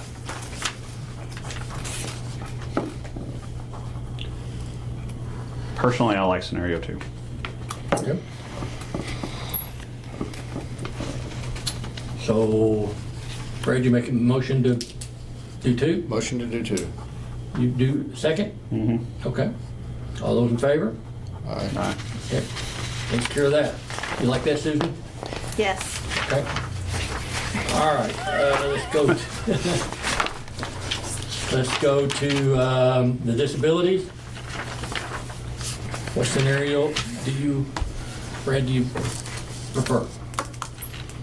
I'm scenario 1. I think we have to make it disincentivize people to go out, and I will regret this one day, I'm sure, when it catches somebody that it doesn't. But Yep. for today, I'm scenario 1. Okay. I am scenario 2. Okay. Scenario 2. Oh, good. That makes it. Tommy, can I ask a question? Do what? Yes. Do we want to consider using 2, but adjusting it for the 20% or more? That's the only thing that I would put out, because that was a concern that was discussed, Right. that it could make their percentage higher. So just because this is what we have in front of us doesn't mean that we can't. The 20% or higher is gonna be getting what they're currently gonna get right now. Yeah. There is no change. So if your impairment rating's over 20%, we're not making a change. So it's this scenario 1 is giving them exactly what they're gonna be able to get today. There is no change. But if I was understanding, you're questioning if you Yeah. wanted to do 2, would you want to modify the chart in 1? Because of the concern for the excess payments? Yes, if we do 2, where you get the additional 1% per year of service, but excluding that from the 20% or more. I So mean, having this 1% here, here, and here, Yeah. and here, but not on the 60. but I thought you all were more concerned about somebody that was majorly injured.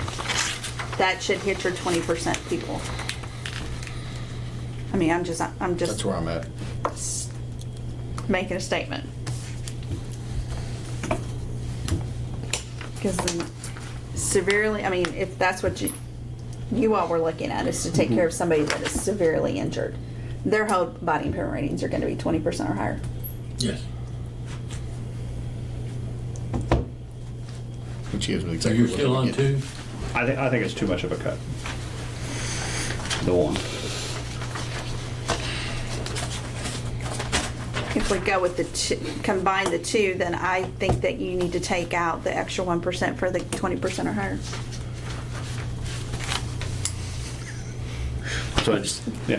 Yeah, but I mean, if I like scenario 1 personally, but yes, I agree. If you're going to go scenario 2, I agree with your Okay. statement. okay. But I'm with Brad.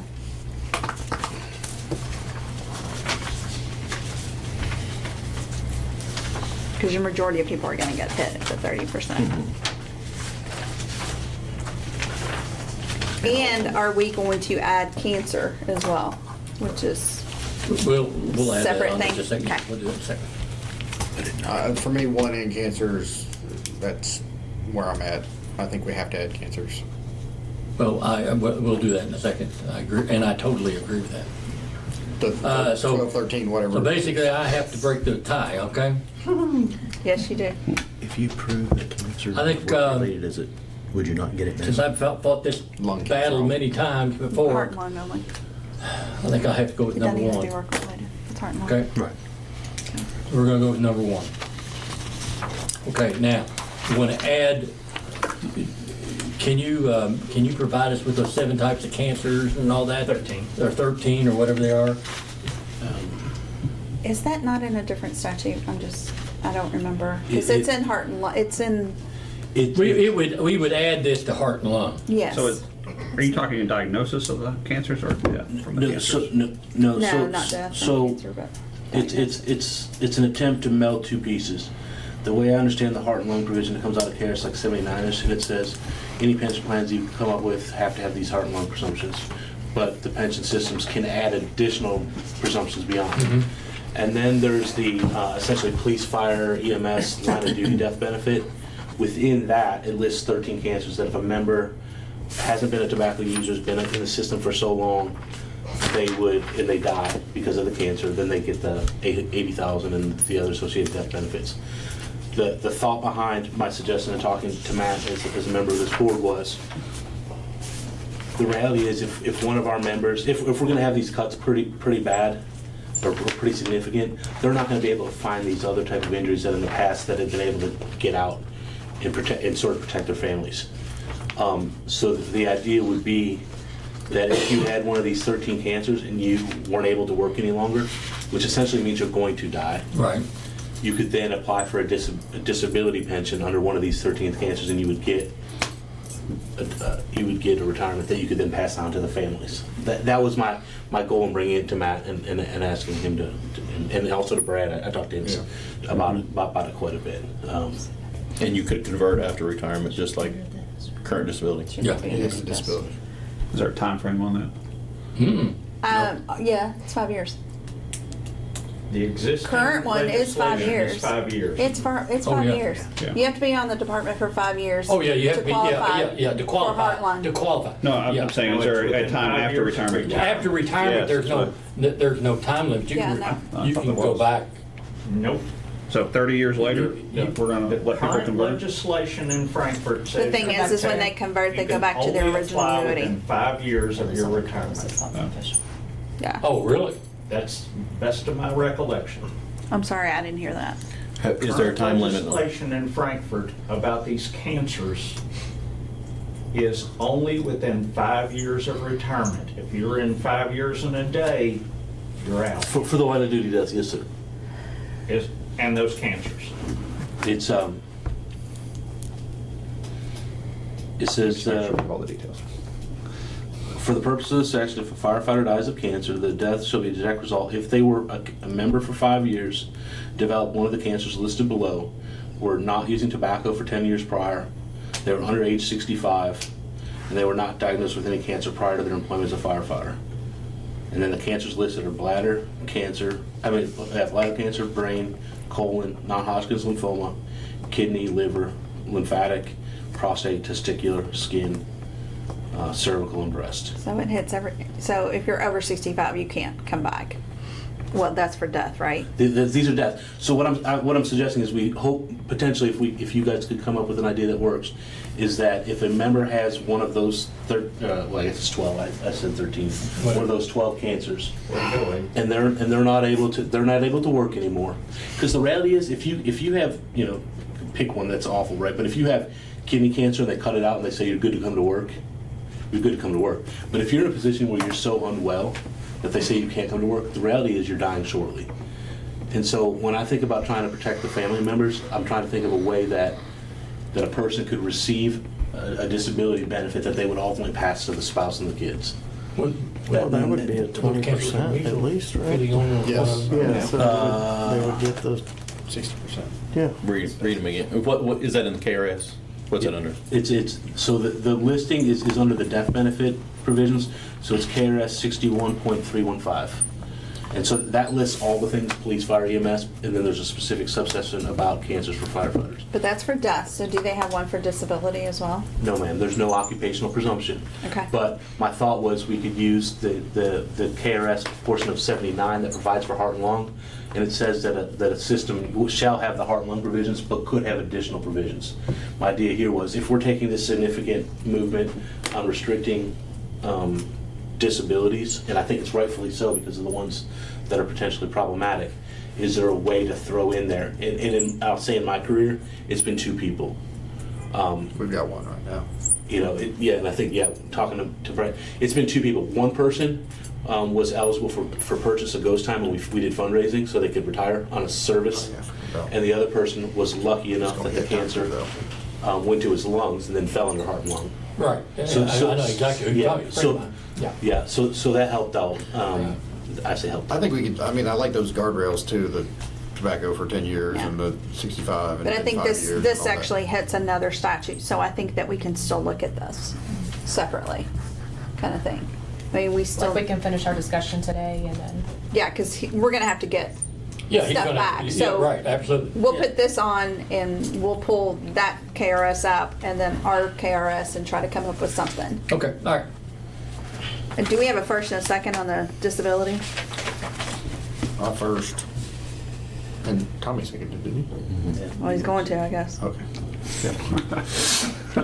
I broke me. the- I broke- I broke the- I broke the tie. Well, you at least made the motion. You could technically vote against it. Yeah, could have. All right, so service is done, disability's done, COLA.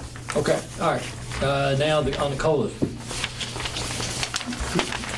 What do you think, Rick? I think 13 check language.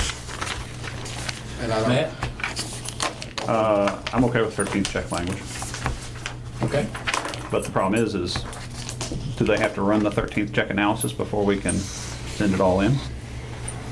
We would want to Well, include it in the. he's gonna have to do all of the. Yeah, he's gonna do all. Well, I mean, does he need to individually, like, add the 13th check to, like, scenario 3, or wherever page I'm on? Or are you just So you gonna, vote no on COLA and then.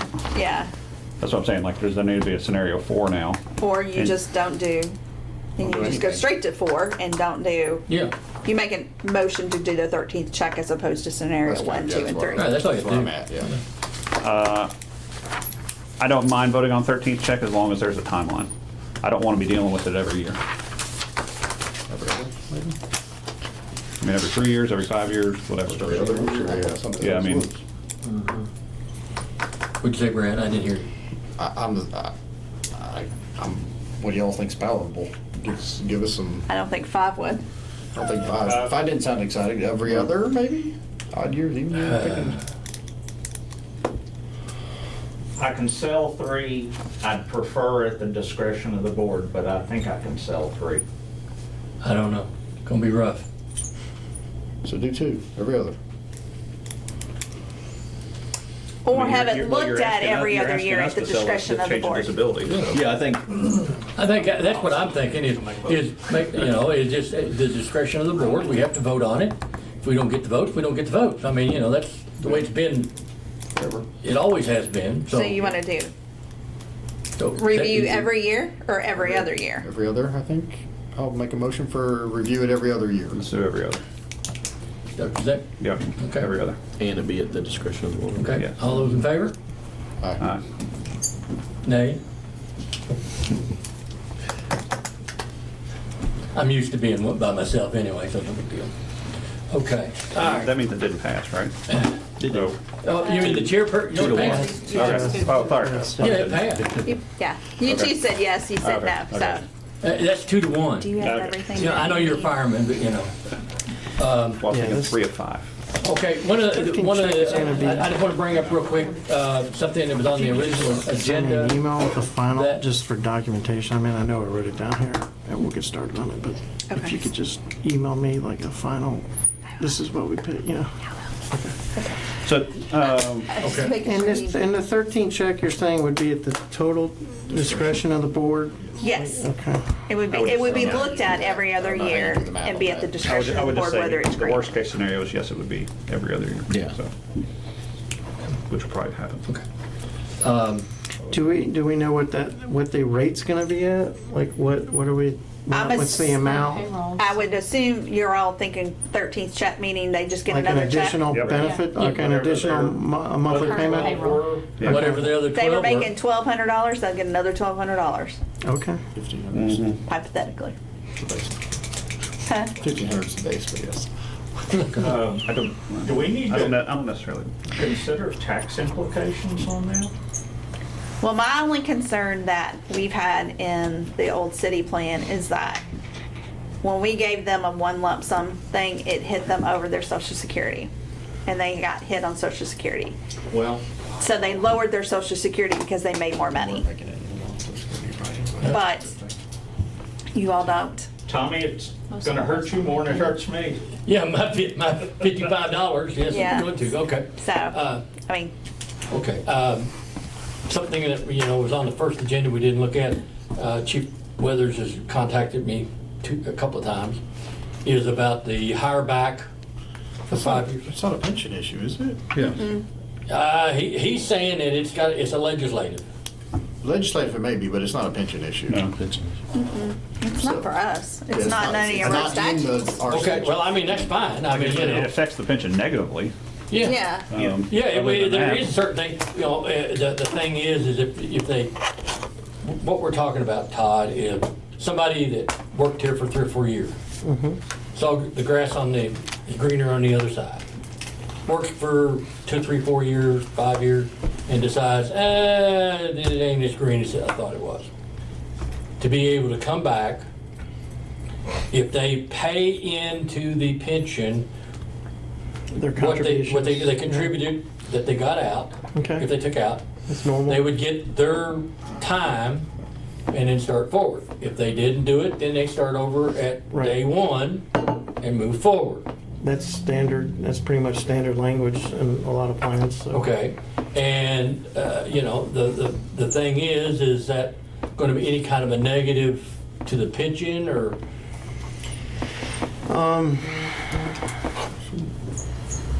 Yeah, I mean, I wouldn't think if there is, it's gonna be significant. Because you're adding, because the member money is probably not gonna pay. I like your foot. I'd have to look at that before I could answer it, but I don't think it would be significantly terrible. I don't either, but, but. But that's standard but it is, language, to a degree, it is a small pension issue. But that's standard, like across public sector pension plans, so. When you come back, are you solely paying what they gave you when you left, or are you paying interest on top of that? Sometimes it's with interest, sometimes it's not. I mean, it's, What do we do now? Interest. yeah. Okay. With interest, yeah. So it shouldn't be any cost then to the city? In theory. Yeah, I mean, you come back in a year, as long as you pay back Well, a everything year's- that you had. Yeah, so. Or you Out. start over. Yeah, because Before you start the over. city's money is technically still gonna be there because they contributed for 4 years on that Right, person. absolutely. Yes. And you're bringing back the money, so yeah, it shouldn't, Bring back the money plus interest. plus interest, so yeah, it shouldn't have a, Everybody should be climbing under the table right now. But I don't know if all of us would fit. but- yeah, I don't think I'd fit. So, I mean, is that a safe assumption? If you're paying interest, there should be no cost to the city, correct? You're paying back what you got plus interest Right, and for the the time city's that you were money's gone. still in there Yeah. and drawing interest while If you've you been left your gone. money in there, then there's nothing. Just to be clear, the city's portion of the normal cost doesn't get refunded back to the general fund if a member No, it separates. doesn't. No, it stays in the pension. Just to be honest. Yeah, so, I mean, the money's gonna be there, it's just gonna be where it was helping pay down the unfunded, because that person's gone, now it's gonna go back to funding that person's benefit, so.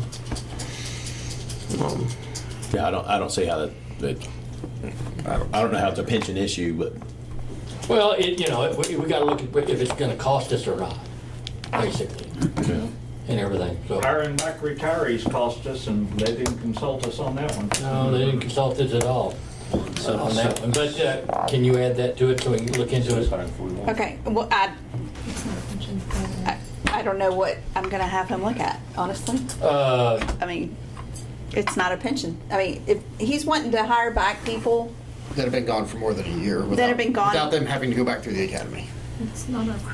Well, they're gonna have to go back, obviously, for a Well, certain yeah, amount, I but. mean, how's that any different than Yeah. what they're currently doing with personnel that they hire back that have retired? Like, Yeah. they're going back. Because they're going back in the pension and paying the pension and do all I that. know, but that's That's if that's they the only want part of to. the pension. Like, the rest of it is the city's issue. Yeah, I agree. I don't think it's has anything to do with it. I don't think it has anything to, and I don't I think mean, the there's- only way it could be a pension issue is if it's not in there now, they can't do it, right? So, that's the only way it's a pension. I mean, if they've been gone over a year and they want to come back, they can come back. If they want to pay their money back, they can. It's worth interest. Not if they've been gone out, right now, if they've been gone longer than a year, they We don't can't let do them that. go back. By Well, what, that's your all's decision, Right. not us. Right. Not us, it's your all's what decision, rule is so. that? It's RCO and What, the who? City City ordinance. City ordinance. ordinance. Okay. And I think it's in the legislation as well, because I think they change it for other state service up to 3 or 5 years. Last legislation. I think it's 5 years. How do you all hire back then people, the retirees then? That's, They're a- not, Different it's not a pension issue. they're not paying into the pension, so they're a It's just because contract they- labor yeah. kind of thing. Yes, it is a pension issue because we're not getting any Well, money that I from those agree, people.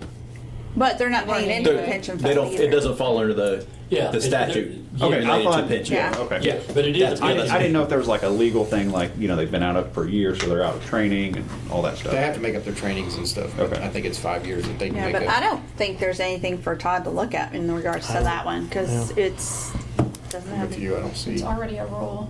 Yeah, they pay into the fund if they want to, if they don't, then they start over. And they are fully aware of So that. that would be an RCO and then they'd have to go down to state. Yeah, it's RCO and legislation. So that would be up to the city. State law, yeah. Is that what we're saying? 100%. I will talk to him about that. Okay.